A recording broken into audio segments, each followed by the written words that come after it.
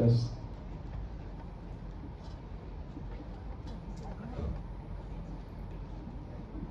Okay, Assalamualaikum warahmatullahi wabarakatuh. Kami daripada kumpulan 9. Sebelum saya meneruskan sesi pembentangan saya yang bertajuk implikasi penggunaan media sosial dalam konteks pendidikan, saya nak memperkenalkan ahli kumpulan saya terlebih dulu. Bermula dengan saya, nama saya Muhammad Naim Daniel, selaku ketua kumpulan dan juga pembentang pada hari ini.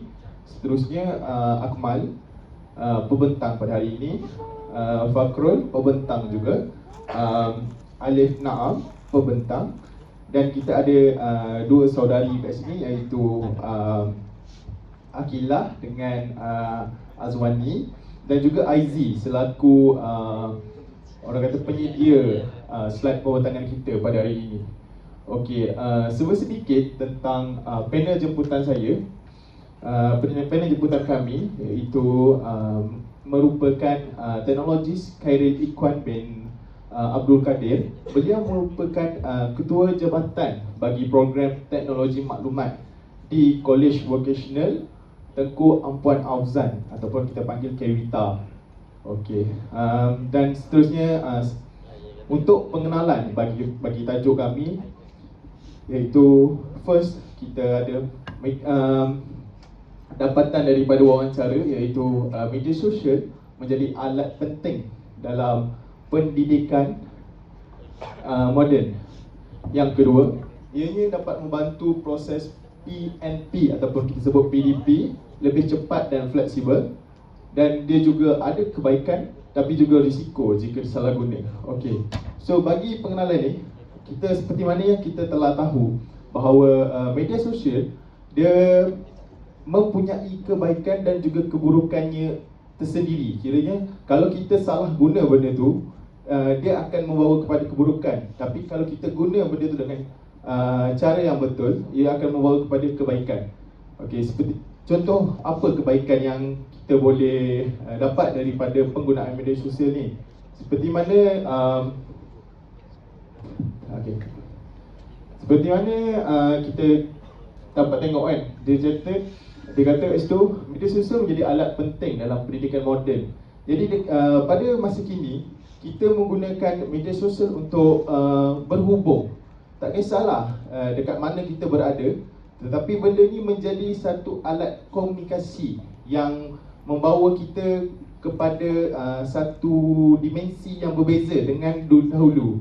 Iaitu apabila kita berinteraksi, kalau dulu kita dah kita gunakan surat ataupun dulu kita panggil fax, FAKS. So berbeza dengan sekarang kita nak berkomunikasi dengan seseorang, kita just menggunakan aplikasi seperti WhatsApp, Facebook, WeChat, Twitter, and lain-lain lagi.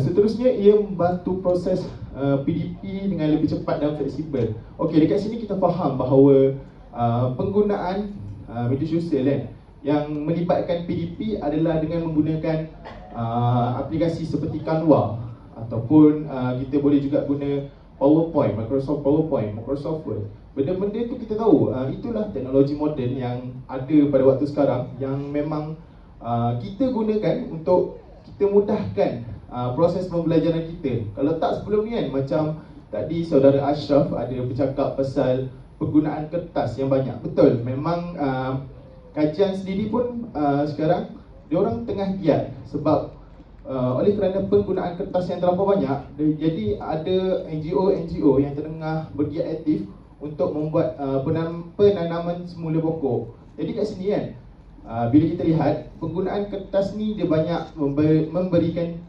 impak negatif lah sebenarnya. Jadinya dengan penggunaan macam Ashraf kata tadi, soft copy, so benda tu rasanya lebih memudahkan lah.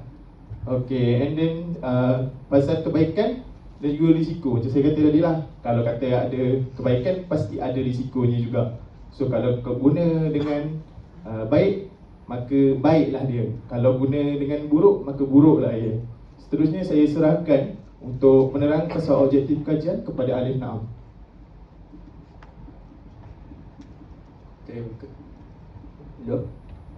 Ya, sudah. Terima kasih kepada saudara Naim Daniel. Assalamualaikum warahmatullahi wabarakatuh dan selamat sejahtera. So, kita akan teruskan kepada objektif kajian. Selama kami buat projek ni adalah kami dapat membina objektif kajian dan dapat menyelesaikan semua objektif kajian tersebut. Yang pertama sekali adalah meneliti kesan positif dan negatif media sosial dalam pendidikan. Dia bermaksudnya media sosial ada buruk dan baiknya. Sebagai contoh positif yang kita boleh ambil adalah media sosial ni kita boleh dapatkan sedikit visual maklumat ataupun alat sokongan. Kalau kita tengok pada kesan negatif dia adalah kita boleh kesan negatif yang kita boleh terima adalah kita media sosial ni boleh membuatkan kita leka dan mengurangkan kita punya mental lah. Seterusnya adalah kenal positif peranan media sosial sebagai alat sokongan. Sebagai kita tahu, media sosial ni kalau content creator sekarang banyak membuat konten ilmiah. So kita boleh tengoklah dia punya konten-konten seperti kesihatan, sejarah dan kita boleh dapatkanlah pada mereka. Seterusnya adalah cari kaedah mencegah salah guna media sosial. So daripada wawancara yang kita buat pada itu hari, panel cabutan dapat memberi sedikit kaedah untuk mencegah salah guna media sosial yang ada pada zaman sekarang. So ayat sekali adalah cadangkan pendekatan seimbang penggunaan teknologi dan etika. Ini adalah upaya memastikan teknologi media sosial ini tidaklah mengorbankan nilai-nilai moral, sosial dan kemanusiaan pelajar ataupun pihak yang lain. Dan seterusnya saya akan beri kepada rakan saya. Okey, seterusnya kita pergi kepada pandangan pemimpin. So pandangan ni adalah dapatan kami daripada TS Khairil Ikhwan tadi. So dekat sini kita ada dua, which is kat sini kita ada pandangan positif dan juga pandangan negatif. So untuk pandangan positif, Encik teknologi Khairil Ikhwan dia membagi tahu kami adalah akses maklumat global dengan cepat. Dia punya kesan positif dia lah. And then lagi yang keduanya adalah belajar lebih bermotivasi dengan bahan visual. So dekat sini kita tahu generasi kini, iaitu generasi Gen Z lah kan, kita sebut Gen Z, lebih tertarik dengan kalau kita gunakan orang kata gaya pembelajaran, kita lebih kepada gaya pembelajaran visual, which di mana apabila gaya pembelajaran visual ni, dia lebih tertarik dengan benda yang berwarna-warni, benda yang bergerak, benda yang menarik untuk dilihat. Jadi pendekatan tu dia lebih orang kata apa? Dia lebih kepada dapat menarik minat generasi kini untuk belajar ataupun lebih fokus. So benda itulah yang merupakan kesan positif penggunaan media sosial ni. Seterusnya kita pergi kepada kesan negatif pula. Kita ada dua kat sini, iaitu gangguan fokus disebabkan oleh notifikasi telefon dan juga risiko bully cyber dan penyebaran maklumat palsu. So dekat sini kita tahu bahawa apabila kita menggunakan media sosial, of course kita akan ada notification yang akan masuk. So dekat situ dia akan kadang-kadang, walaupun kita memang tak nak pun main, tapi apabila notifikasi masuk, mesti kita akan tengok juga benda tu. Dia tetap akan kiranya tetap mengganggu fokus kita lah. Walaupun kita tengok sekejap pun kan, tak lama pun, 3 minit ke ataupun pandang, tapi dia tak mengganggu fokus kita. So benda tu kalau berlaku secara berulang, benda tu akan mengurangkan kadar fokus kita. Yang kedua, kita pasal risiko bully cyber. So sekarang kita dapat tahu bahawa ada maklumat yang menyatakan bahawa telah ada pun kematian yang disebabkan oleh bully cyber ni. Jadi kalau boleh yang mana keyboard warrior ke apa kan, elakkanlah bully cyber ni, sebab benda ni berkaitan dengan mental. Kita tak tahu mental seseorang tu kuat ataupun tak. Jadi kalau kita rasa benda tu semua beri kesan kat kita, kita kena tak buat lah. Okay, seterusnya penyelesaian. Penyelesaian dia literasi digital, etika penggunaan, penggunaan strategik dan teknologi. Seterusnya saya serahkan kepada Akmal.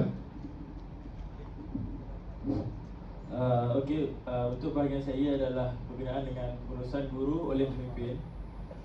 Yang pertama adalah mengarahkan penggunaan platform profesional seperti Google Classroom. Berdasarkan maklumat daripada TS Career Ikuan, ia menyatakan bahawa menggalakkan guru untuk menggunakan platform seperti Google Classroom, Kahoot maupun Zoom ataupun Webex. Ini akan memastikan PDP lebih tersusun, teratur dan juga selamat untuk dipantau oleh guru. Yang kedua adalah mengajar guru tentang etika digital. Maksudnya di sini adalah memberi sedikit pendedahan tentang penggunaan media sosial secara telitilah daripada guru. Selain itu, menekankan kepentingan menjaga data serta privasi setiap pelajar dalam Google Classroom. Yang ketiga adalah seperti latihan bengkel ataupun teknologi kepada guru.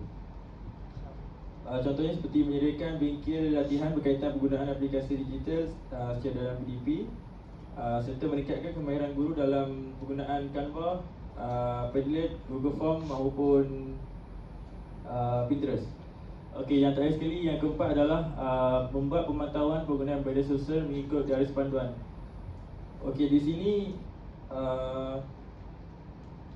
guru harus memantau agar kandungan tidak menjejaskan email sekolah maupun KPM. Selain itu, memastikan guru menjadi contoh teladan ataupun contoh teladan kepada pelajar dalam dunia digital. Kita teruskan dengan cadangan. Gunakan media sosial untuk komunikasi guru dan pelajar, bantu pembelajaran interaktif. Semua pihak perlu memainkan peranan. Dan sekali harapan agar teknologi dimanfaatkan dengan penuh beretika. Saya serahkan kepada Fakrul untuk kesimpulan. Seterusnya adalah kesimpulan. Media sosial mampu memperkasa pendidikan jika digunakan secara bijak dan beretika. Yang kedua adalah peranan pemimpin, guru, pelajar dan ibu bapa sangat penting untuk kawal penggunaannya. Yang terakhir adalah gabungan teknologi dan nilai yang baik mampu memberi generasi cemerlang. Itu sahaja daripada kami. Sekian.